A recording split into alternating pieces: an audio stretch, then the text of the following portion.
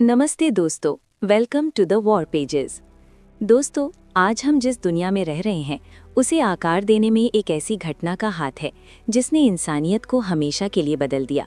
एक ऐसा युद्ध जिसे उस समय द ग्रेट वॉर कहा गया था, क्योंकि किसी ने सोचा भी नहीं था कि दुनिया इस कदर तबाह हो सकती है। कल्पना कीजिए, यूरोप के आलीशान महल, हंसते खेलते शहर और खेतों में लहलहाती फसलें। 1914 की उस गर्मियों की सुबह तक सब कुछ सामान्य था। किसी को अंदाज़ा नहीं था कि इतिहास की सबसे खौफनाक सुनामी बस कुछ ही पलों की दूरी पर है। आज द वॉर पेजेस के पहले वीडियो में हम बात करेंगे वर्ल्ड वॉर 1 की। आज से ठीक 100 साल से भी ज़्यादा पहले, सन 1914 से लेकर 1918 तक दुनिया ने ऐसा तांडव देखा जैसा उससे पहले कभी नहीं देखा था। ये सिर्फ सैनिकों की लड़ाई नहीं थी, ये मशीनों, जहरीली गैसों और बर्फीली खाइयों, ट्रेंचेस की जंग थी, जहां मौत हर मोड़ पर खड़ी थी। लेकिन सवाल ये है, आखिर वो कौन सी चिंगारी थी जिसने शांति के इस गुब्बारे को फोड़ दिया? कैसे दुनिया के सबसे ताकतवर राजा और सम्राट, जो आपस में रिश्तेदार थे, एक दूसरे के खून के प्यासे हो गए?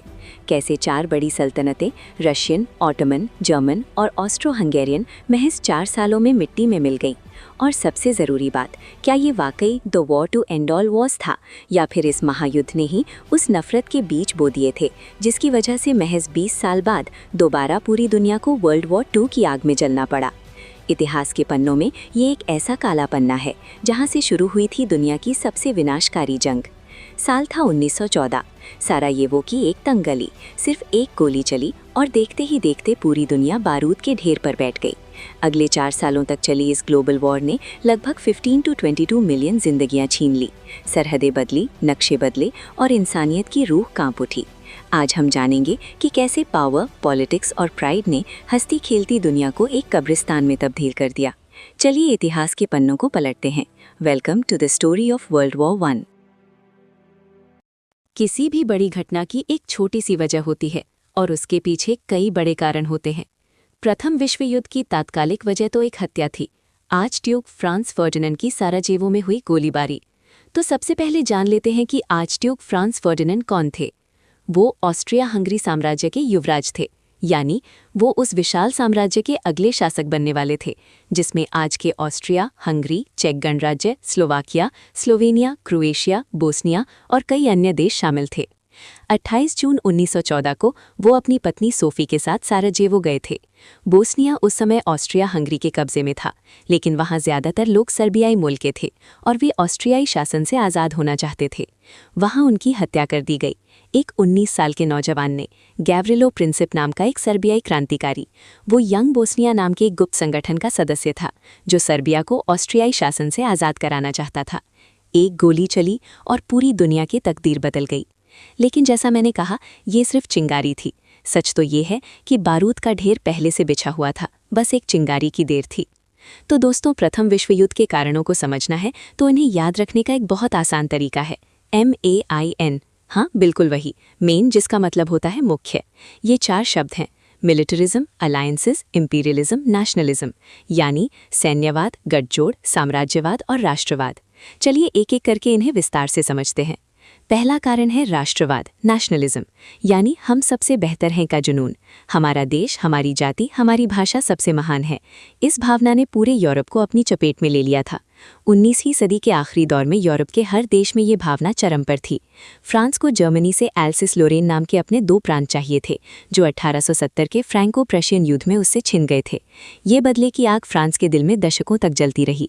वहीं दूसरी तरफ स्लाव लोगों का एक बड़ा समुदाय था बाल्कन क्षेत्र में। ये लोग ऑस्ट्रिया हंगरी और तुर्की, ऑटोमन साम्राज्य के शासन से आज़ाद होकर अपना एक बड़ा देश बनाना चाहते थे। वे सर्बिया के साथ मिलकर एक महान स्लाव राष्ट्र बनाने का सपना देख रहे थे। इस भावना को कहते हैं पैनस्लाविज्म, और यही चिंगारी आगे चलकर सबसे बड़ा विस्फोट बनने वाली थी, क्योंकि जब ऑस्ट्रिया हंगरी के युवराज को एक सर्बियाई राष्ट्रवादी ने मारा तो पूरी स्लाव जाति में आक्रोश फैल गया और रूस, जो खुद को स्लाव लोगों का संरक्षक मानता था, इस आग में कूद पड़ा। दूसरा कारण है साम्राज्यवाद, इंपीरियलिज्म, यानी दुनिया में ज़्यादा से ज़्यादा कॉलोनियां बनाने की होड़, दूसरे देशों पर कब्जा करके उनके संसाधन लूटने की भूख। इंग्लैंड और फ्रांस ने तो दुनिया के बड़े हिस्से पर कब्जा कर लिया था।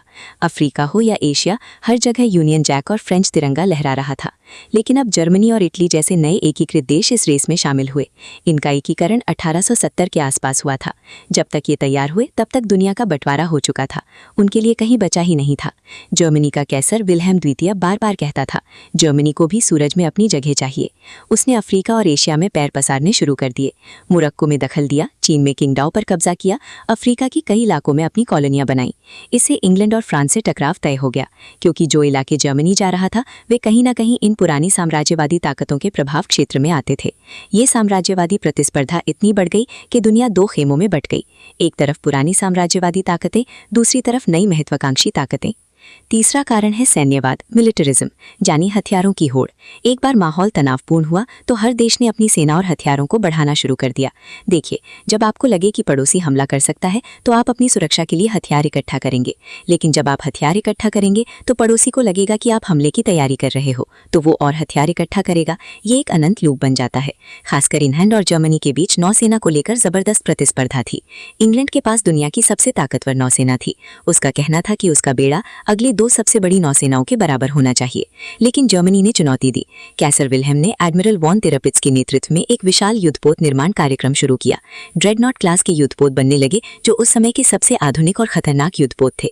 इंग्लैंड पीछे कहाँ रहने वाला था, उसने और भी तेजी से युद्धपोत बनाने शुरू कर दिए। ये सिर्फ नौसेना तक सीमित नहीं था, हर देश अपनी थल सेना को बढ़ा रहा था। फ्रांस और जर्मनी ने अनिवार्य सैन्य सेवा कंस्क्रिप्शन लागू कर दी। सेनाओं का आकार लाखों में पहुंच गया। नई नई तकनीकें आ रही थीं, मशीन गनें, बड़ी बड़ी तोपें, रेलवे नेटवर्क जो सैनिकों को तेजी से एक जगह से दूसरी जगह पहुंचा सकते थे। दुनिया बारूद के ढेर पर बैठी थी। और सबसे खतरनाक बात यह थी कि सेनाओं की योजनाएं ऐसी बनाई गई थी कि अगर युद्ध हुआ तो तुरंत हमला करना था, इंतजार करने का कोई विकल्प नहीं था। और चौथा सबसे खतरनाक कारण थे ये परस्पर रक्षा गठजोड़, अलायंसेस। दोस्तों, जरा इस गेम को समझिए। डर के माहौल में यूरोप के बड़े देशों ने आपस में गुप्त और प्रकट संधियां कर ली। दो ग्रुप बन गए। पहला group triple alliance, Germany, Austria, Hungary, Italy. ये गठबंधन 1882 में बना था। इसमें शर्त ये थी कि अगर किसी एक पर हमला हुआ तो बाकी दो उसकी मदद करेंगे। Second group triple entente, England, France, रूस। ये गठबंधन 1907 तक धीरे धीरे बना। पहले फ्रांस और रूस ने 1894 में गठबंधन किया, फिर 1904 में इंग्लैंड और फ्रांस ने आपस में समझौता किया, एंटेंटे कॉर्डियल, और आखिरकार 1907 में इंग्लैंड और रूस ने भी आपसी मतभेद भुलाकर समझौता कर लिया। अब शर्त ये थी कि अगर किसी एक पर हमला हुआ तो उसका सहयोगी देश तुरंत उसकी मदद के लिए युद्ध में कूद जाएगा।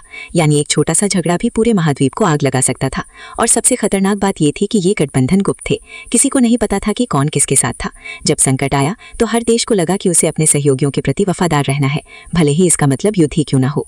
तो दोस्तों, अब आप समझ गए होंगे, 28 जून 1914 को साराजेवो में जो गोली चली वो सिर्फ एक चिंगारी थी। बारूद का ढेर तो पहले से बिछा हुआ था, राष्ट्रवाद के जुनून से, साम्राज्यवाद की भूख से, सैन्यवाद की होड़ से और गठजोड़ के जाल से। इसलिए जब ऑस्ट्रिया ने सर्बिया पर हमला किया तो रूस ने सर्बिया की रक्षा की, जर्मनी ने रूस के खिलाफ जंग का ऐलान किया, फ्रांस ने जर्मनी के खिलाफ, और जब जर्मनी ने बेल्जियम पर हमला किया तो इंग्लैंड भी युद्ध में कूद पड़ा। एक के बाद एक सारे दोस्त और दुश्मन इस जंग में शामिल होते गए और शुरू हुआ वो महायुद्ध जिसे किसी ने शुरू तो नहीं किया था लेकिन रोक भी नहीं सकता था। दोस्तों, ये युद्ध 4 साल तक चला, 1914 से 1918 तक। इसमें करीब 2 करोड़ लोग मारे गए, सैनिक और आम नागरिक। अनगिनत घायल हुए, लाखों बेघर हुए, पूरा यूरोप तबाह हो गया। आखिरकार 11 नवंबर 1918 को ये युद्ध खत्म हुआ।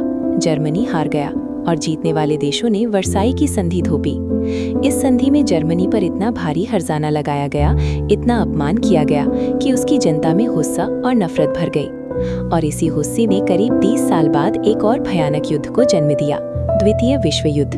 वो कहानी हम कभी और सुनेंगे। तो दोस्तों, ये थी प्रथम विश्व युद्ध की कहानी।